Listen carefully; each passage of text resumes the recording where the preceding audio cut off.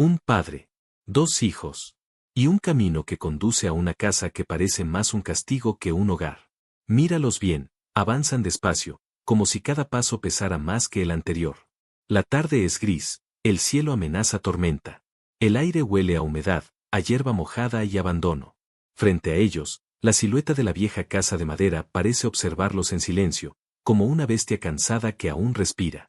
No se escucha más que el crujir de la grava bajo sus zapatos y el murmullo del viento moviendo las ramas secas. Los niños caminan pegados a su padre, buscando en él una seguridad que ni siquiera él tiene. Hoy no vinieron a buscar lujo.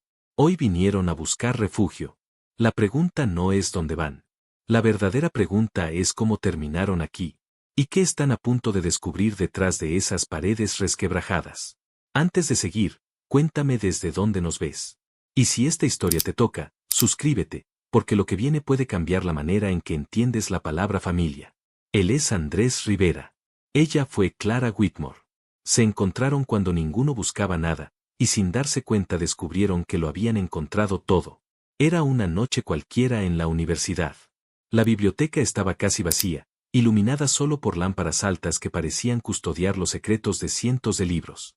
Andrés, con su chaqueta gastada y una pila de apuntes de historia, buscaba un rincón tranquilo. Clara, con su cuaderno lleno de garabatos y citas subrayadas, ocupaba ese mismo rincón. «Estás en mi sitio habitual», dijo ella, alzando apenas la vista, pero con una sonrisa traviesa en los labios. «Puedo moverme», respondió Andrés, ya recogiendo sus cosas. «Oh, podrías quedarte y explicarme por qué llevas una biografía de Theodore Roosevelt a las 9 de la noche de un viernes». Y así comenzó, con una pregunta ligera que escondía curiosidad genuina. Clara venía de un mundo distinto, un linaje que se menciona en salones de mármol, con apellidos que abren puertas y fortunas que se heredan como títulos. Andrés, en cambio, venía de una pequeña ferretería de pueblo, donde el valor se medía en manos trabajadoras, donde cada cliente tenía nombre y no número de cuenta. A los padres de Clara les bastó una sola cena para etiquetarlo. Un buen muchacho, sí, pero no de los nuestros. Andrés nunca olvidó las miradas de desaprobación, las frases veladas disfrazadas de cortesía. Clara, sin embargo, lo miró distinto. Tomó su mano bajo la mesa y con ese gesto silencioso le dijo, «Yo te elijo». Se casaron en una ceremonia sencilla, rodeados de amigos y de risas sinceras, no de protocolos ni de aplausos por compromiso. El vestido que ella llevó había pertenecido a su abuela. Lo usó no porque no pudiera comprar uno nuevo, sino porque amaba la historia que guardaba cada puntada. Cuando llegaron los mellizos, Lucía y Mateo, la vida de Andrés y Clara se llenó de rituales pequeños que daban sentido a todo. Desayunos improvisados, tardes de dibujos en la mesa, noches de cuentos susurrados antes de dormir. Ellos sabían que no podían competir con las grandes casas y los apellidos de los Whitmore, pero tampoco lo necesitaban. Tenían algo que en esas mansiones faltaba, amor que no se compra. Y aunque los abuelos insistían en que el vecindario era pequeño, que la casa era modesta, que los niños merecían más, Clara respondía siempre con la misma calma. Lo que mis hijos necesitan ya lo tienen. Un hogar, no un palacio. En esos años todo parecía suficiente. Hasta que la vida, caprichosa, decidió probarlos con fuego. Primero fue un bulto. Pequeño, casi insignificante. Clara no dijo nada durante semanas. Pensó, va a desaparecer. Siguió pintando, siguió jugando con Lucía y Mateo, siguió acompañando a Andrés en las caminatas nocturnas después de cenar. Pero Andrés la conocía demasiado bien. Notó cómo apretaba el brazo izquierdo al subir las escaleras. Notó el cansancio repentino que aparecía sin razón. Notó la sonrisa que se esforzaba en mantener, aunque detrás de sus ojos algo parecía gritar en silencio. Una noche, cuando los mellizos ya dormían, él la enfrentó con ternura. «Clara, dime la verdad». Ella suspiró. Una pausa larga, como si tuviera que reunir fuerzas para pronunciar lo que llevaba oculto. «Tengo cita con el médico mañana. Probablemente no sea nada». Pero no fue nada. Fue todo. El diagnóstico fue rápido, duro, irrefutable. Cáncer de mama, agresivo. Las palabras del doctor parecían cuchillos arrojados en cámara lenta, y cada sílaba se clavaba en el corazón de Andrés. Él quiso protestar, decir que no podía ser, que estaban equivocados. Pero Clara, con esa calma que siempre la distinguió, solo preguntó, «¿Cuál es el plan?». Ahí estaba ella, recibiendo una sentencia que habría derrumbado a cualquiera, y aún así pensando en cómo organizar la vida de los demás. Los meses siguientes se convirtieron en un calendario de hospitales. Andrés conoció de memoria los pasillos, el eco metálico de los carritos, el olor a desinfectante, el sonido constante de máquinas que pitaban en la madrugada. Llevaba un cuaderno en el bolsillo donde anotaba horarios de medicamentos, citas, instrucciones de doctores.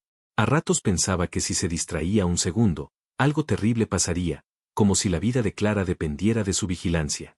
Clara, en cambio, usaba sus momentos de lucidez para escribir pequeñas notas para los niños. Lucía, cuando estés triste, dibuja. El papel siempre escucha. Mateo, no intentes cargar con todo. A veces cuidar significa también dejarse cuidar. Un día, Andrés la encontró doblando esas hojas con cuidado y guardándolas en un sobre. Ella sonrió débilmente. Por si acaso. Él quiso gritar que no había ningún por si acaso, que todo iba a estar bien. Pero las lágrimas en sus ojos lo delataron, y Clara lo abrazó con la poca fuerza que le quedaba. Las quimioterapias la dejaron sin energía, sin cabello, sin fuerzas. Pero no sin dignidad. Cada mañana, aunque apenas pudiera sostenerse, pedía a Andrés que la ayudara a levantarse para estar presente cuando los niños salieran a la escuela. Les sonreía, les daba un beso, y solo cuando la puerta se cerraba, permitía que el dolor la doblara. Lucía una vez preguntó: «Mamá, ¿te vas a mejorar?». Clara la miró con ternura y respondió: «Mejorar no siempre significa lo que pensamos, hija». Mateo, con apenas 9 años, se mordió los labios intentando no llorar, y Andrés sintió que el mundo se le caía en pedazos. La última noche fue distinta. Clara lo tomó de la mano y, aunque apenas podía hablar, sus palabras quedaron grabadas para siempre. «Prométeme algo, Andrés. Recuerda que eres suficiente. No dejes que nadie te convenza de lo contrario. Ni mi ausencia, ni tus miedos, ni las voces que te rodeen. Tú eres suficiente». Él asintió, apretando su mano como si pudiera transmitirle vida a través del contacto. «Te lo prometo». Un par de horas después, mientras los niños dormían acurrucados en un sofá del hospital, Clara se fue. No con gritos, no con dramatismo. Se fue con la calma de quien confía. Y en la habitación quedó un silencio tan grande, que ni todo el ruido del mundo hubiera podido llenarlo. El luto todavía estaba fresco cuando llegó el camión. La casa aún olía a Clara, a su perfume suave en la ropa colgada, a las flores que ella había plantado en el jardín, a los libros que subrayaba en la mesa de noche. Pero los abuelos no vinieron a compartir lágrimas. Vinieron con papeles, con firmas, con la frialdad de quien cree que el dolor es una excusa para tomar lo que siempre pensó que le pertenecía. El motor del camión rugió en la entrada como una sentencia. Lucía y Mateo corrieron a la ventana, curiosos primero, hasta que vieron hombres extraños bajando cajas, envolviendo muebles, metiendo en cartones los juguetes que habían acompañado su niñez. Lucía abrazó su conejo de peluche con tanta fuerza que parecía querer desaparecer dentro de él. Mateo se colocó delante de su hermana como si sus 10 años pudieran detener el mundo. Andrés salió a la puerta, confundido, todavía con la esperanza de que todo fuera un malentendido. Pero lo que encontró fueron las miradas heladas de Margaret y Charles Whitmore. «Andrés», dijo ella, con voz firme y sin un rastro de compasión. «La casa pertenece al fideicomiso familiar. Clara vivió aquí porque nosotros lo permitimos. Ese acuerdo terminó con su partida». Las palabras golpearon más fuerte que cualquier tormenta. Él intentó responder, pero Charles lo interrumpió con ese tono que siempre había usado para dejar claro que tenía el poder. «Debes ser realista. No puedes criar a los niños en estas condiciones. Nosotros podemos darles escuelas privadas, estabilidad, futuro. Tú solo puedes ofrecerles limitaciones». Andrés apretó los puños. «Soy su padre. Eso es suficiente». Margaret levantó la barbilla, casi ofendida. «Suficiente para ti, tal vez. No para ellos». Lucía, con lágrimas resbalando por sus mejillas, preguntó en voz baja: «¿Nos van a separar?». El corazón de Andrés se rompió en 1000 pedazos, pero sostuvo la voz: «No, hija. Jamás». Y entonces, mirando directamente a sus suegros, agregó con firmeza: «Nos quedamos juntos. Eso no es negociable». No hubo gritos, ni insultos, ni discusiones largas. Hubo algo peor, la indiferencia. Los trabajadores siguieron embalando, ajenos al dolor que causaban, como si fueran parte de un mecanismo frío. Los cuadros, las fotos familiares, hasta los platos de la cocina, todo desaparecía en cajas que no llevaban ni siquiera sus nombres. En cuestión de horas, lo que había sido un hogar se convirtió en un lugar extraño. Las paredes seguían ahí, pero la esencia de Clara parecía arrancada con cada objeto que se llevaban. Cuando el sol empezó a caer, los Whitmore entregaron la estocada final. «Tienen 48 horas para irse», dijo Charles, con voz neutra, como si hablara de un trámite bancario. Andrés sintió que el piso se abría bajo sus pies. Sin ahorros, sin planes, con 2 niños que dependían solo de él. Fue entonces cuando la puerta lateral se abrió y apareció doña Elvira, la vecina. Una mujer mayor, de cabello canoso y mirada bondadosa, que había estado llevando sopas y silencios durante la enfermedad de Clara. Traía en la mano un sobre con una llave. «Tengo una casa en Elm Street. Vieja, deteriorada, pero firme. No es bonita, Andrés, pero tiene cimientos. Llévate a los niños allí. No es mucho, pero es mejor que verlos en la calle». Por primera vez en días, Andrés sintió que alguien lo miraba con compasión verdadera. Tomó la llave como se toma aire después de estar sumergido demasiado tiempo. Lucía lo miró con esperanza. Mateo, con ese instinto protector prematuro, se mantuvo serio, pero su mano buscó la de su padre. Y así, con el corazón destrozado y el alma resistiendo, Andrés supo que había perdido un hogar, pero que aún le quedaba la oportunidad de construir uno nuevo. La calle Elm Street no era un lugar donde alguien soñara con vivir. El camino estaba agrietado, lleno de maleza, y los postes de luz parecían esqueletos cansados que apenas se sostenían. Cuando Andrés giró la llave oxidada en la cerradura, los mellizos se quedaron quietos, como si no quisieran entrar. Lucía apretó con fuerza la mano de su padre. Mateo sostuvo el asa de su mochila como un soldado listo para resistir. El interior de la casa olía a polvo acumulado durante décadas. La pintura de las paredes se desprendía en tiras largas, y el eco de sus pasos hacía que cada rincón se sintiera más vacío. Las ventanas estaban cubiertas con tablones que dejaban pasar hilos de luz gris. El aire era frío, demasiado frío para un lugar que debía llamarse hogar. Andrés respiró hondo, conteniendo las lágrimas. No podía dejar que sus hijos lo vieran quebrarse. «Está vieja, sí, pero tiene buenos cimientos».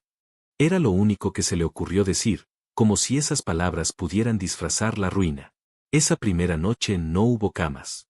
Durmieron en colchones inflables en el suelo, bajo una lámpara que titilaba como si también dudara de quedarse encendida. Doña Elvira les había llevado una pizza, y aunque estaba tibia, supo a banquete. Lucía dibujó un sol en un pedazo de cartón, como si quisiera invocar luz donde no la había. Mateo clavó una tabla suelta del piso con 3 clavos oxidados, orgulloso de haber arreglado algo. Andrés los observaba en silencio. Ellos, tan pequeños, encontrando formas de resistir. Y él, sintiendo que cada decisión pesaba como una montaña. Cuando los niños se durmieron, Andrés se quedó sentado en la penumbra, girando el anillo de Clara entre los dedos. Los recuerdos lo golpeaban con fuerza, la risa de ella mientras pintaba, la manera en que decía que un hogar no era perfecto por sus paredes, sino por quienes lo habitaban. Se preguntó, ¿qué pensaría Clara si me viera aquí, derrotado?